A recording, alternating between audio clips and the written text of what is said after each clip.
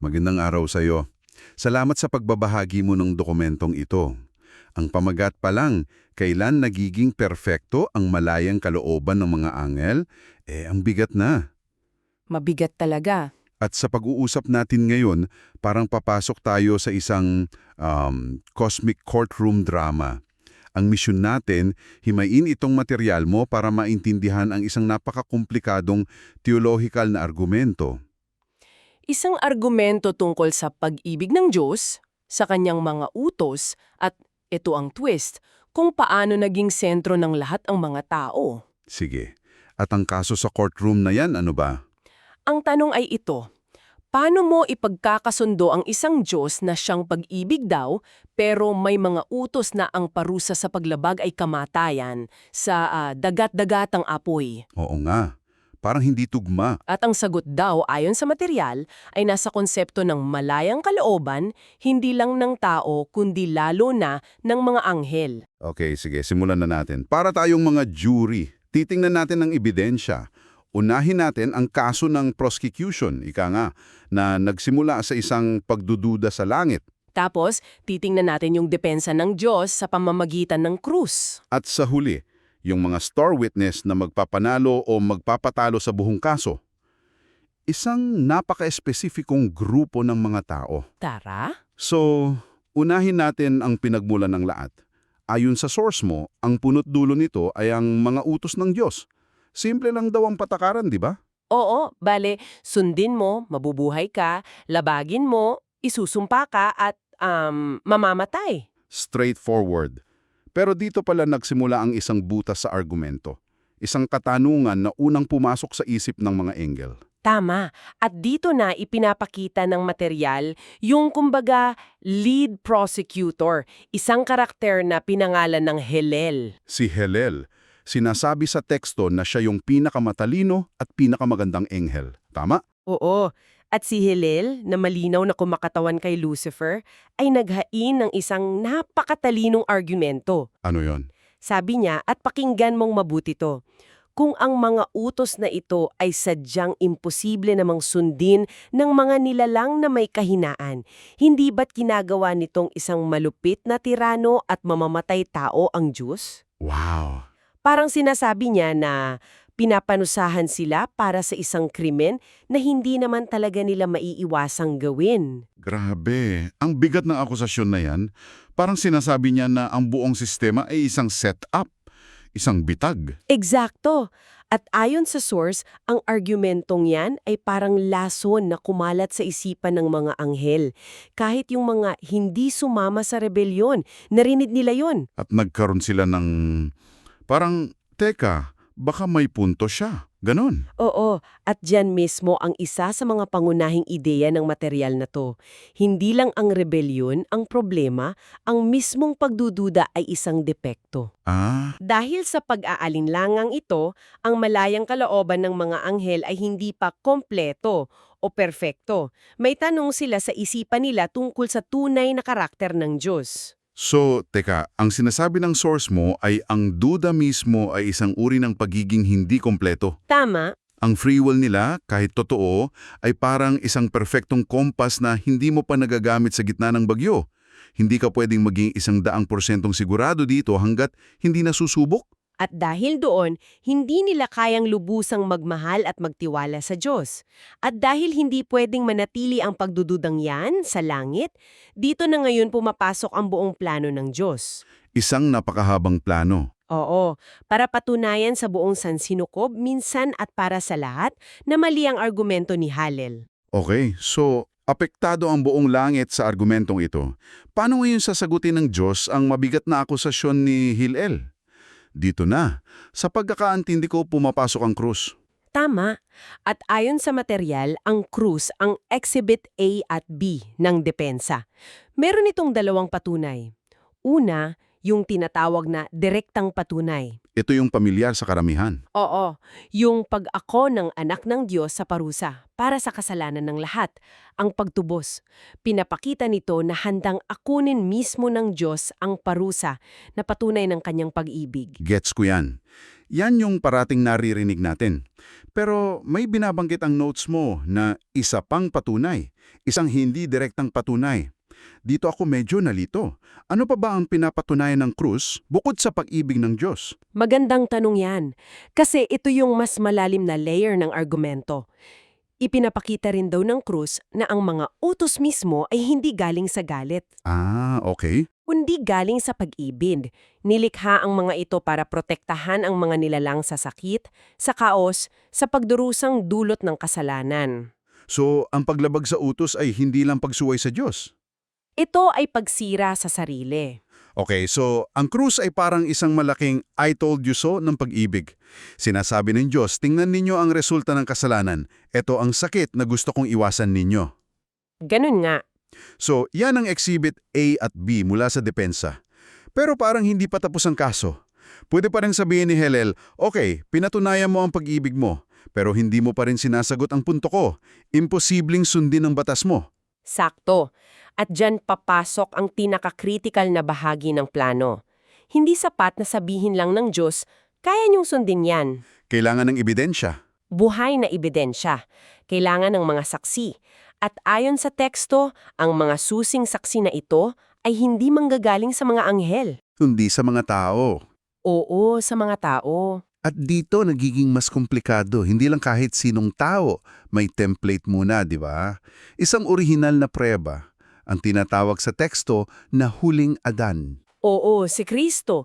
Ayon sa material, bilang ikalawang persona ng Trinidad o sa orihinal na termino J.E.W. Hananim, siya ang lumikha ng lahat. Okay. At nang siya ay naging tao, sinadya niyang kunin ang isang isinumpang katawan. Teka, linawin natin yan. Yung isinumpang katawan, hindi ibig sabihin na siya mismo ay makasalanan, di ba? Hindi. Ang pagkakaintindi ko, para siyang isang champion race car driver na piniling gamitin yung pinaka-basic, pinaka-mahinang stock car para patunayan sa lahat na hindi sa ganda ng sasakyan kundi sa galing ng driver at sa tulong ng banal na espiritu nakasalalay ang pagkapanalo. Tama ba yung analogy? Perfectong analogy yan. Ipinakita niya na kahit sa pinakamapahana na kalagayan ng tao na may tukso at pagod, kayang-kayang tuparin ang mga utos sa pamamagitan ng pagsunod. Siya ang proof of concept, ang template. Oo. Pero ang template ay gabay lang. Kailangan mo pa rin ang mga taong aktual na gagawa nito. Dito na ba papasok yung mga martir na saksi? Eksakto. Isang takdang bilang ng mga tinatawag na martir na saksi. O sa orihinal na termino, Sungyo Jong Indol. Mahalaga yung Jong-in kasi ang ibig sabihin niyan ay saksi, tulad sa isang korte. Sila ang mga ebidensya. Oo, sila yung mga taong susunod sa utos ng pag-ibig hanggang sa kahuli-hulihing hininga kahit pa ang kapalit ay buhay nila. Ang buhay at kamatayan nila ang magiging Exhibit C sa Cosmic Court. At ang pagkabuhay nilang mag-uli na tinatawag sa teksto na unang pagkabuhay ng mag-uli o ilchibuhal, yun na ang magiging hatol. Yun na ang pinal na katibayan para sa mga anghel. Tama. Kapag nasaksihan na yan ng mga anghel, mawawala na ang lahat ng pagdududa. Yung tanong ni Helenel na imposibleng sundin ng utos ay masasagot na. Na posible pala. Posible. At sa sandaling iyon, ayon sa teksto, ang malayang kalooban ng mga anghel ay magiging kompleto o perfecto. Sa Korean, Chayuy Ijiga Wansong Denda. Teka, linawin natin itong pagiging kumpleto versus pagiging perfecto. Kasi sinasabi ng source na iba ang pagiging perfecto ni Kristo bilang Diyos. So ang goal ay hindi para maging parang mini-gods. Magandang paglilinaw yan. Ang pagiging perpekto ng Diyos ay absolute, walang hanggan. Ang pagiging kumpleto naman ng malayang kalooban ng isang nilalang, anghel man o tao. Ano yon? Ibig sabihin, naabot nila ang isang estado kung saan hindi na sila kayang magkasala pa. Okay. Ang pagpili sa kabutihan ay naging permanente na sa kanilang kalikasan. Hindi sila nagiging Diyos, nagiging ganap at tapat lang sila bilang mga nilikha. Okay, malinaw yon. Balik tayo sa mga star witness, itong mga martir na saksi. Isa sa mga pinakakapansin-pansin na detalye sa source mo ay ang bilang nila. Eksaktong 144,000. Oo, Napaka-espesifiko. Hindi humigit kumulang kundi isang eksaktong head count. Ba't napakahalaga ng numerong yan? Sinasabi ng teksto na dito nakasalalay ang lahat.